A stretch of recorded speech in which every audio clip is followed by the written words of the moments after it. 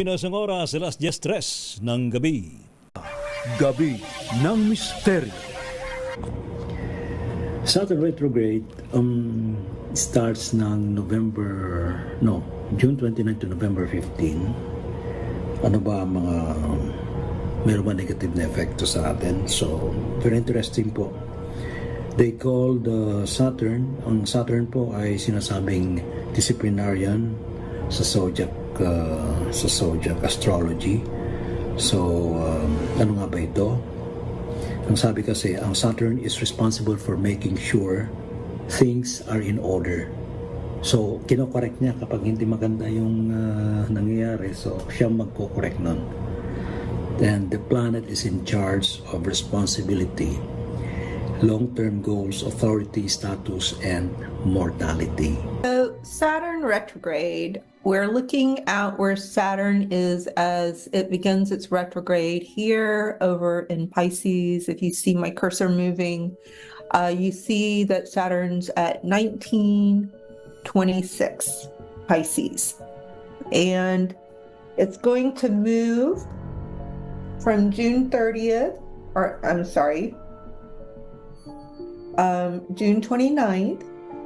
to November 15th roughly, and it will end up at 1242 Pisces. So what's happening overall, the big picture is you're being asked to revisit something that happened on March 24th of this year, 2024.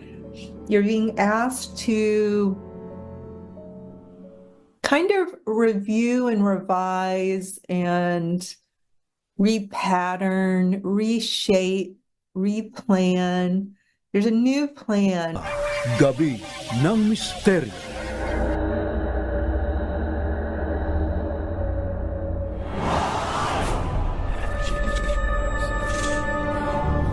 Meron tayong model sa may home.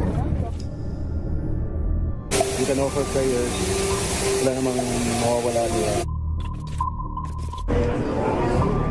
Flowers. They also burn incense. Diplomat Hotel. La North Cemetery.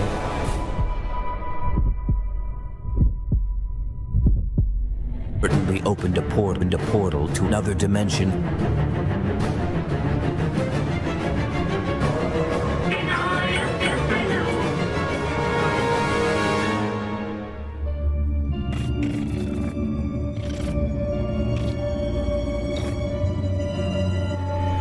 Mga kamisteryo, ngayong Sabado pag-usapan natin tungkol sa Saturn retrograde. Ano nga ba ito? Ano bang mga epekto nito sa atin? Ano bang dapat natin gawin sa kasakali na mayroong hindi magandang epekto sa atin? Ang talagang masasapul ng Saturn retrograde ay ang mga nasa zodiac na Gemini, Virgo, Sagittarius, and Pisces. Of course, pati yata Capricorn and Aquarius masasapul dahil ruled to ng Saturn. Ano ba epekto nito sa ating buhay, sa ating family, sa ating workplaces? Ano ba ang ating relasyon sa kapwa na dapat nating gampanan? Mayroon ba itong negatibong epekto sa atin? Ano ba dapat nating gawin? Mayroon po tayong mga kapanay ngayong gabing ito sa Gabi ng Misteryo. They will tell us what's behind. Ano itong talagang epekto sa atin. Ano ba yung nangyayari kapag nagkakaroon ng Saturn retrograde. Magandang araw sa inyong lahat. Ako po muli si Miss H of Divine Love Energy Healing Products and Services. Inaanyayahan ko po muli kayo sa Gabi na Misteryo sa DZRH, mamayang 10 to 11 p.m. Kasama natin si Sir Ray Tisibayan at ating pag-uusapan ano nga ba itong Saturn retrograde at paano ito nakaka-apekto sa bawat tao individually and collectively at ano yung mga pwede natin magawa during this period. Muli mamayang gabi sa Gabi na Misteryo sa DZRH, 10 to 11 p.m. Kita-kits! Buhay po sa inyo lahat. This is Kuya Jay of Spiritual Guide Philippines, and then let's talk about the Saturn retrograde event. So ito'y mayahambing natin sa isang tatay at ang kanyang anak na siyempre ang anak at pag hindi marunong sumunod sa kanyang tatay ito'y didisiplinahin ng kanyang tatay. So ganito po ang epekto ng Saturn retrograde ngayon po. At muli po, ayun ang ating pag-uusapan sa Gabi ng Misteryo with Sir Ray Tisebayan, 10 p.m. to 11 p.m. So kita-kits po tayo. Magandang buhay po sa inyo lahat. Namaste. Ano ba ang Saturn retrograde? At ano ang epekto nito sa ating mga tao at sa buong planeta? Halika pag-usapan natin dito sa DZRH Gabi ng Misteryo mula alas 10 hanggang alas 11 ng gabi kasama si Sir Ray Tisebayan para pag-usapan ang Saturn retrograde. Hi, I'm Queen Felice, I'm a tarot reader and a Reiki master. See you tonight! So, yan po ating pag-usapan ng Gabi ng Misteryo, 10 to 11 p.m. sa DCRH. Wala nga absent. See you! Pagkakaiba daw ho yung mediumship sa sinasapian. Talagayang kababalaghan, pananaliksik sa kapangyarihan ng isipan, pagpapakita ng mga nilalang, inyong matutunghayan sa Gabi ng Misteryo. Kasama si Ray Tisebayan tuwing Sabado, alas 10 ng gabi sa DZRH Radio, DZRH TV at DZRH Online. Gabi ng Misteryo.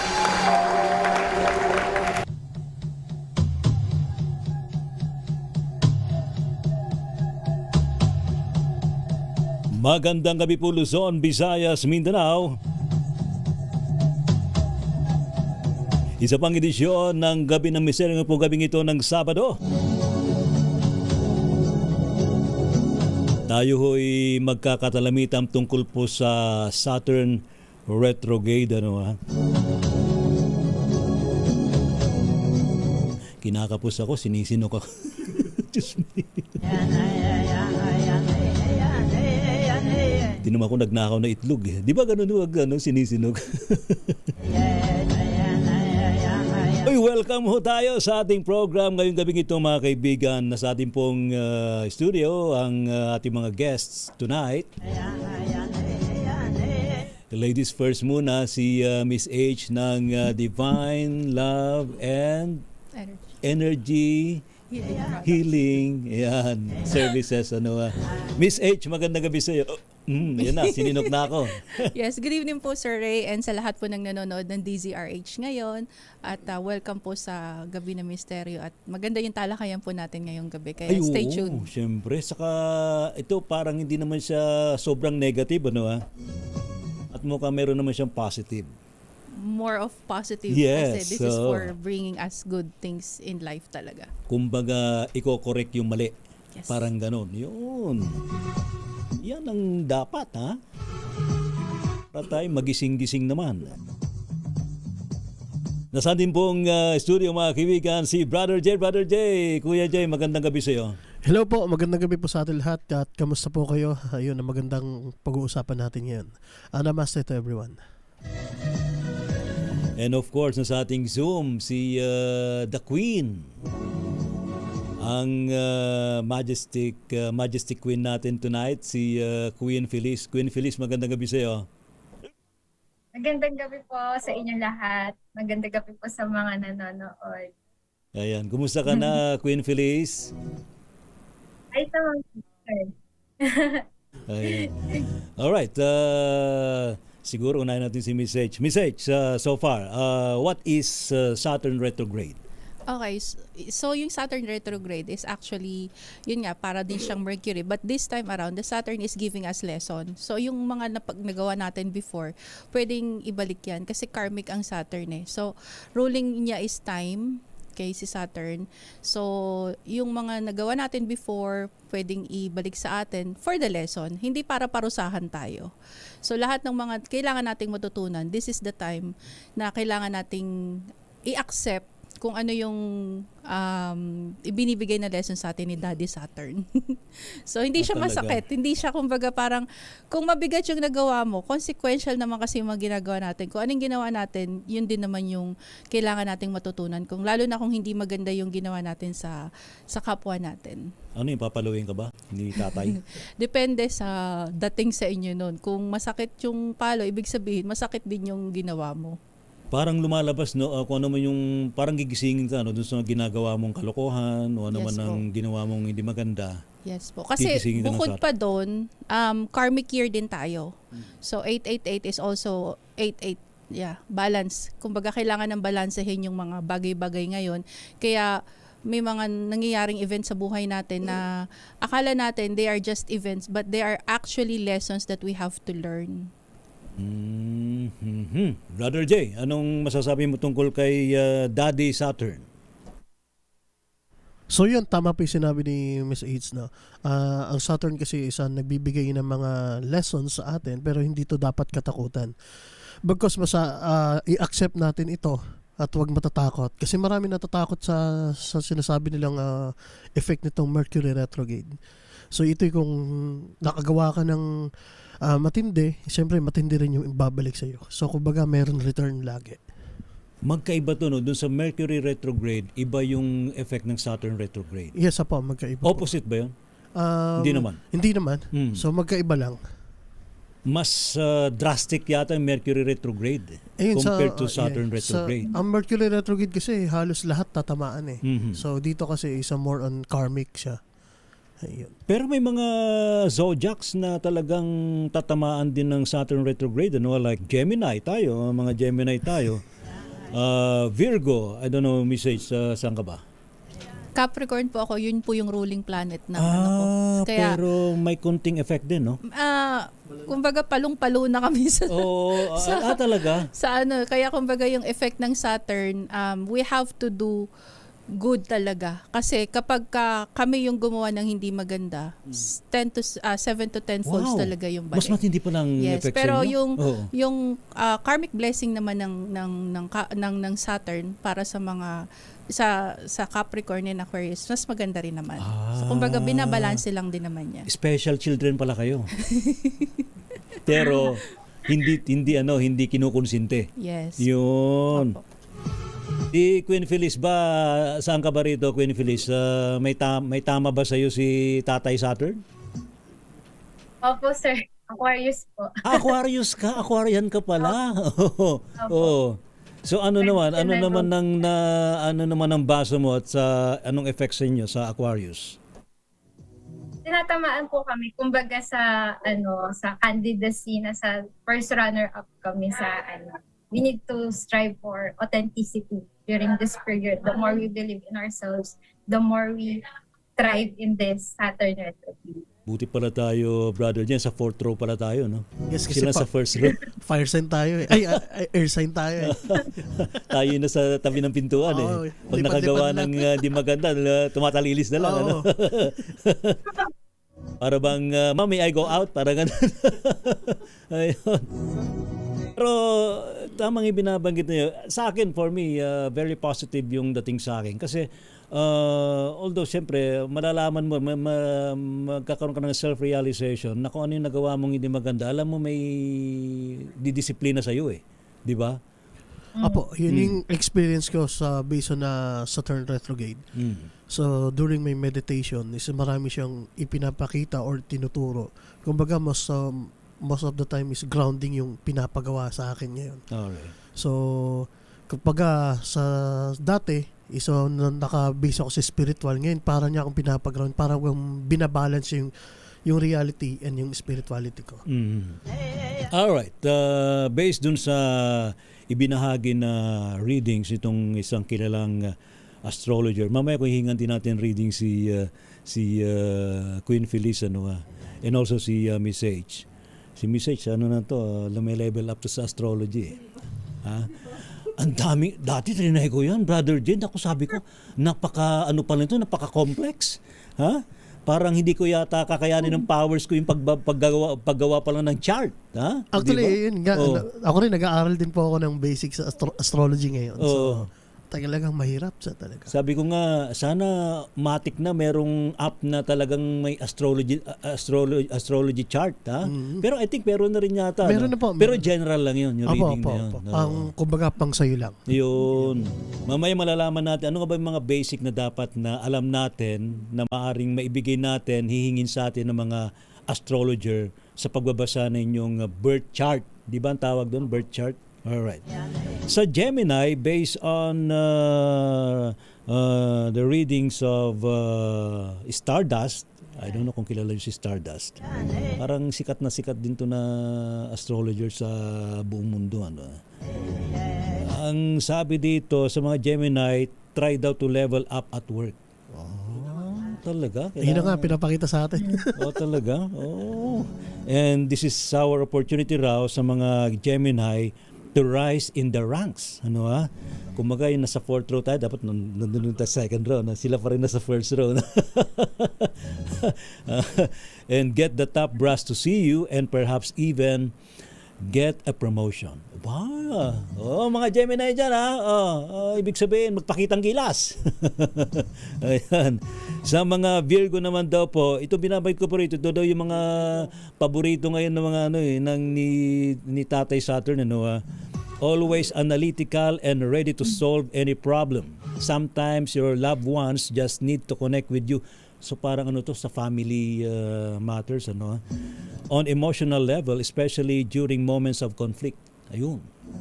So parang ang suggestion dito, speak from the heart to define relationships. Ayan, yung mga relasyon natin sa mga kapamilya natin, kapuso natin, sa inyong mga misis, mister. Ayan, Sagittarius. Ever the adventurer, Sagittarius love to hop from one thing to the next. However, according to Stardust, it may be time to find some roots. A deep dive to try and find a connection with your family and ancestry may end up being a worthwhile, different type of adventure. Ayan. Bahala na kayo mag-interpret na. Nagbabasa lang po ako. Sa mga Pisces, mga nag-a-adult na, ano to, para ba dun sa mga teenager na, Miss Queen Phyllis, nakaka-relate ka ba rito? Yung adulthood na? Ano sabi mo, Miss Queen? Hello. Yes. Yes, nakaka-relate po. May Pisces placement po ako sa chart. Talaga? So ano yun? Ano ang effect sa'yo? Ano sinasabi sa'yo na dapat mong gawin? Opo, sa lahat po ng Pisces placements, pwede pong Sun, Moon, Rising, kailangan po na wag masyadong seryosohin yung adult life. Kasi ang mga Pisces po kasi, they were asking for maturity na kailangan nilang mag-connect sa inner child nila to level up the game. Kasi they were asking to more responsibility, to take actions to their goals. Dapat daw easy lang kayo. Huwag masyado magseseryoso at i-enjoy nyo raw yung adulthood ninyo, no? yung mga Capricorn dyan, another overly analytical earth sign, it is maybe time to use those skills to better your relationships. Instead of beating around the bush, use the right and concise words to express your feelings. So parang i-direct hit mo, no?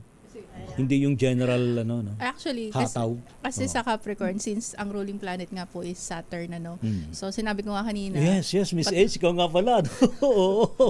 Batak na kami. Oo, di ba? Kumbaga, kasi kami yung shadow. Kumbaga, kung ano yung nakikita mo sa sarili mo na hindi maganda, nakikita mo sa amin. So, meaning to say, we are the lesson of every person. Wow. So kami yung nagbibigay ng lesson kasi even that in tarot ang Capricorn is the devil and that's the shadow. So meaning to say dahil may horn. Yes. So kung i-apply din natin 'yon, actually there's nothing to fear of. Kumbaga lahat kasi pag narinig nila yung word ng karma, negative agad eh. So ito yung consequence of our action, either good or bad 'yon. So, I don't usually say na bad kasi lahat naman tayo natututo. Yes. So, along the way and all throughout my healing journey, ang natutunan ko is you have to acknowledge and accept yourself. Kasi you cannot let go of something if you haven't accepted it yet. So, hindi natin pwedeng sabihin let go. Kailangan din natin i-accept muna yun. Okay. Ano ba yung dapat nating i-let go? So, yun yung tinuturo ni Saturn na huwag ka na mag-accumulate ng hindi magaganda sa buhay. Dahil once na dumating ang Saturn retrograde, diyan ka talaga tuturuan ng mabigat. Kumbaga, pipitikin lahat ng dapat depende pitikin pa sa'yo. sa taon. So Oo. right now, we are in karmic year. So parang medyo mabigat talaga kung sa ibang mga tao ngayon, nakaka-feel sila ng mga discouragements, Yes. mga physical, Oo. lahat yan mafe-feel talaga. Iba dyan, baka kung ano pa, dati na sila nabubuli, ngayon sila man ang Yes. mabubuli. Ganun ba yun? Yes. Wow! Highly wow, chance. karma! Hello, karma! Ayan, so sa ating mga kababayan, kung meron po kayong gustong itanong sa ating mga bisita tonight, please feel free to post your comments sa live chat po ng DZRH News Television sa Facebook and also sa YouTube channel ng DZRH News Television. Mag-share tayo ng mga insights natin, impressions about what is happening sa ating buhay. Alright. And magandang gabi kay Randy Mendiola, si Anthony Abrenica. Sa Saturn po walang living things. Wala ko talagang living things doon. Ang nandoon lang po yung mga non-physical beings kasi hindi naman nila kailangan ng physical environment to live. Hindi kagaya sa mundo natin ka-mutual lahat ng living things to living things. Yes, precisely. Tama ho yan. Rizal De Paron, magandang gabi po sa inyo. June Perez, kumusta ka na June? Si Ran Nirio, magandang gabi mga kamisteryo. Si Carlo Fuertes, magandang gabi Sir Ray, Master J and Miss H. And kay Miss Queen Feliz. Nelson Malinaw, Angelito Manalastas, Malu Garcing Quinto, magandang gabi din po sa inyo. Jericho Ferrer, Anthony Abranic and Arvin Capasilio, kumusta na kayo? Yan na. And tayo papalaot nga po din sa ating pinag-uusapan. Ngayon pinag-uusapan nga natin itong Saturn retrograde. So far, dahil hindi naman ganun katindi yung effect, talagang tinuturuan tayo ng leksyon. So, ano ang gagawin natin? I-maintain ba natin yung dapat good deeds natin? Dapat, sabay di rin maiiwasan kapag may anong dapat natin gawin, Brother Jay? So, para hindi tayo tamaan ng hagupit ng Saturn. I think more on tune in tayo sa tinatawag natin higher self para maibigay yung lessons na gustong ibigay ni Saturn retrograde para mas malaman natin kung ano yung purpose natin dito. At yun nga, more on sinasabi lang naman nila lagi is magtiwala at huwag matatakot. Oo. Yun lang naman lagi. So I think it's about time to change. Yeah, kasama yung changes po. Ayun yung effect niya. At i-maintain mo yung change na yun. Yes, apo. Andoon ka lang. Dapat Apo. hindi ka na babalik sa dati. Yes. Oo. Maraming papasok ngayon sa maturity, sa spiritual awakening. Oo. I think this is also part ng process ng fifth dimension ascension. No? Tsaka papansin mo, may mga purging na nangyayari. So part siya ng mga cleansings din na sa katawan natin, sa spirit din natin.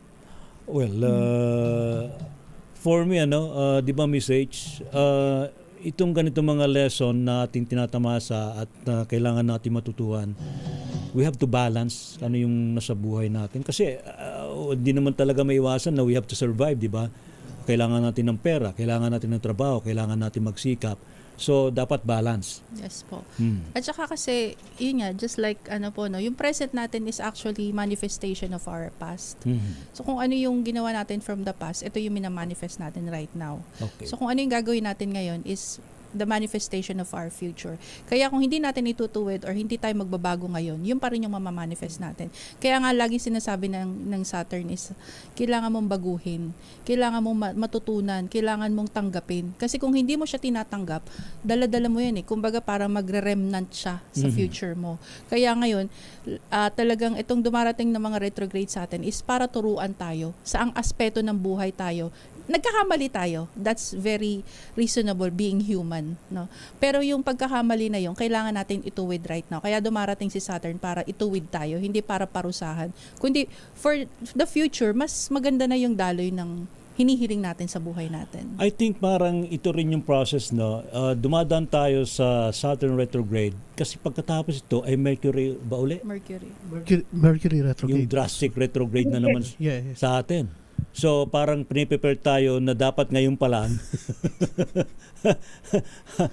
ialis na natin ano yung ginagawa nating kalokohan. Then pagpasok ng Mercury retrograde, lesser na lang yung impact sa atin. Actually, yan, maganda nga pasok ni Saturn retrograde Oo. kasi pagpasok ni Mercury is yun na, medyo kalmado na siya. Hindi na ganun kasing bigat. Yun, yan maganda yan ha. At least meron tayong tagasalo ngayon, si Tatay Saturn, ano ha. Titinan po natin yung Saturn, ang laki-laki nung planetang to, no. Marami mga mas malaki pa to sa Jupiter, no. Itong Saturn. Jupiter ata yung Jupiter pa rin malaki. Mga Titans kasi nandito eh. And with that, mamaya paparinig ko nga yung na-channel mo, mga Titans of Saturn naman to. And I think isa pa rito sa dapat natin pagtuunan ng pansin ay dapat i-express natin yung sarili natin with love. Right? Sa kapwa. Hindi yung puro hatred at revenge ba yun? Ha? Queen Felice, baka makasagot ka dyan. Okay po. Ang paborito po kasi ng Saturn retrograde kasi si Daddy Saturn teaches us disciplinarian talaga siya. We need to see the goodness and the blessings in every facets of our lives sa bawat problema na kinakaharap natin. In every challenges, kailangan marunong pa rin natin tignan kung ano yung positive side ng bawat bagay. Kasi doon gaganda yung daloy ng buhay natin. If we can see the goodness in every single thing. Tama. Kung may challenges tayong kinakaharap, tingnan mo yung goodness nun. And you can magnify that goodness from that negative challenge. Yes. Ayun, yun yung magpapalakas sa atin. Opo. Yun, actually talaga maganda yung ating pinag-usapan tonight. So mamaya itutuloy pa rin natin ang ating pinag-usapan tungkol nga po sa Saturn retrograde. Hindi masyadong pinapansin iba kasi iba, ay ganyan lang, araw-araw na lang ganyan ang buhay natin eh. Di ba? Pero sa totoo lang, hindi wala naman masama na tayo maniwala sa ganitong, actually ang astrology ay isa sa mga pinaka-perfect, no, na divination. Actually, hindi lang divination, no, talagang binabasa yung chart mo eh. Siguro in brief, Brother J, anong kailangan dito sa kung magpapakonsulta ka ng yung astrology chart, ano yung hinihingi ng mga astrologer? Siyempre yung full name, birthplace, birth time. Pati birth time? Yes, kasama yung birth time. Ganun ba? Pati yung birthplace kasama. Tsaka yung exact birth date mo. Yun yung mga... Sa bagay, nakikita naman to sa mga birth certificate, no, Queen Felice? Nakikita naman to, no? Kikita kung anong oras kayo pinanganak, yung minuto hanggang segundo. Ayun. Ikaw ba ganun din ang requirement mo, Miss H? Actually, meron po akong in-house. Kaya ako kasi hindi pa ako totally nagda-dive in sa astrology. So it's based on energy din. So minamatch natin yung astrology. Ginagamitan mo na empathy, ano? Yes. Yung intuition. Yun, wow. Actually maganda yun, di ba? Marunong ka na sa astrology. Ayan, tapos meron ka pa intuition. Ayun, ayos. Mamaya ating balikan natin pa rin po pinag-usapan tungkol po sa epekto ho ng Saturn retrograde.